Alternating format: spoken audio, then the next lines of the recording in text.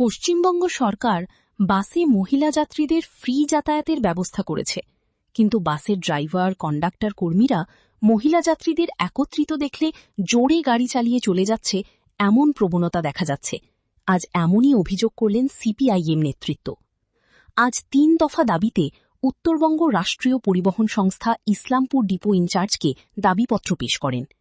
ইসলামপুর ২ নম্বর area কমিটির সম্পাদক স্বামী খান বলেন, ৩ দফা দাবি ভিত্তিক তারা স্মারকলিপি দিয়েছেন উত্তরবঙ্গ রাষ্ট্রীয় পরিবহন সংস্থার ইসলামপুর ডিপো ইনচার্জের কাছে।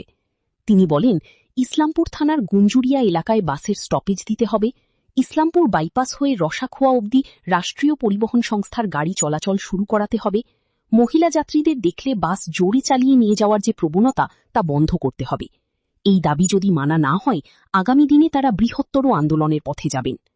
আমরা এনভিএসটিসি ইসলামপুর ডিপো ইনচার্জের কাছে ডেপুটেশন দিলাম মূলত ৩ দফা দাবি নিয়ে। প্রথম দাবি যে গুঞ্জুরিয়া অঞ্চলের এবং সংলগ্ন এলাকার মানুষের অনেক দিনের দাবি, অনেক বছরের দাবি যে গুঞ্জুরিয়া বাজারে স্টেট বাসের যে স্টপেজ সেটা দিতে হবে। আমরা জানি যে শ্রীকৃষ্ণপুর, রামগঞ্জ, ধনতলা বাজার বিভিন্ন জায়গায় স্টেট বাসের স্টপেজ আছে, কিন্তু কি কারণে, কোন অদ্ভুত কারণে গুঞ্জুরিয়া বাজারে স্টপেজ নেই। মানুষ প্রায় 18 থেকে 20 হাজার মানুষ সেখানে স্টেট বাস পরিষেবা থেকে বঞ্চিত হচ্ছে।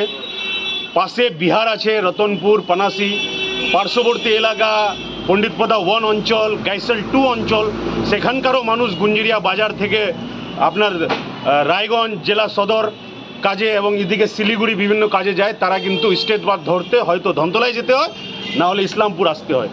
এটা এক ধরনের হয়রানি। মানুষকে যেন সরকারি সুবিধা দেওয়া হয় গুঞ্জুরিয়া অঞ্চলের মানুষকে, সেটার জন্য গুঞ্জুরিয়া বাজারে বাসের স্টপেজের দাবি আমরা তুলেছি। দ্বিতীয় দাবি যেটা আমাদের, যে ইসলামপুর থেকে ধনতলা বাইপাস হয়ে রসাখোয়া পর্যন্ত স্টেট বাসের পরিষেবা চালু করতে হবে। ওটা কিন্তু খুব জনবহুল এলাকা এবং মানুষ ওই এলাকায় প্রতিনিয়ত তারা যাত্রা করে, তারা ওইদিকে মানুষ জার্নি করে।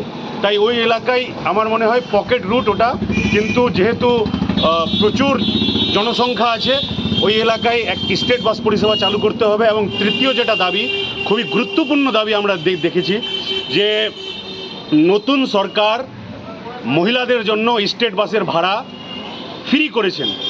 খুবই ভালো উদ্যোগ, আমরা সরকারের এই উদ্যোগকে আমরা সাধুবাদ জানাই।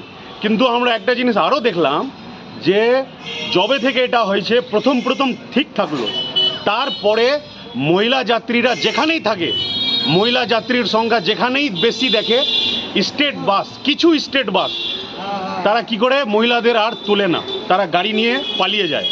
তো স্টেট বাসে মহিলাদের বাসের ভাড়া ফ্রি করেছে সরকার, কিন্তু কিছু বাস ইচ্ছাকৃতভাবে মহিলাদের তুলছে না। এটা কেন হবে? এই প্রবণতাটা যেটা তৈরি হয়েছে, ট্রেন্ড হয়ে যাচ্ছে, এটাকে বন্ধ করতে হবে এবং যেখানেই মহিলারা থাকবেন তাদের সসম্মানে বাসে তুলতে হবে। এই 3 দফা দাবি নিয়ে আমরা ওনাদের সঙ্গে দেখা করলাম। ওনারা আমাদের এটা বললেন যে আমরা তার সিনিয়র অথরিটির কাছে আমরা পাঠাবো, এবং ওনারা এটা মেনেও নিলেন। তৃতীয় দাবিটা যেটা, যে না, এটা ঠিক বলেছেন আপনারা, যে এই স্টেট বাসের অনেক ড্রাইভার মহিলাদের দেখে বাস আরও স্পিড করে নিয়ে চলে যায়, এটা ওনারাও মানলেন। এবং ওনারা এটা বলেছেন যে আমরা অনেকটা লাগাম টানতে পেরেছি, আরও আমরা চেকিং করে সেটাকে বন্ধ করার চেষ্টা করব। এবং বাকি যে 2টা দাবি, গুঞ্জুরিয়া বাজারে স্টপেজ এবং বাইপাস এলাকায় বাস পরিষেবা চালু করা, সেটা আমরা একমত, এটাও হওয়া উচিত। কিন্তু আমরা ঊর্ধ্বতন কর্তৃপক্ষের সঙ্গে কথা বলে জানাবো, এবং আমরা এটাই জানিয়েছি যদি আমাদের ডিমান্ড পূরণ হয় তাহলে খুবই ভালো, পূরণ না হলে এলাকার মানুষকে নিয়ে বৃহত্তর আন্দোলনে আমরা যাব।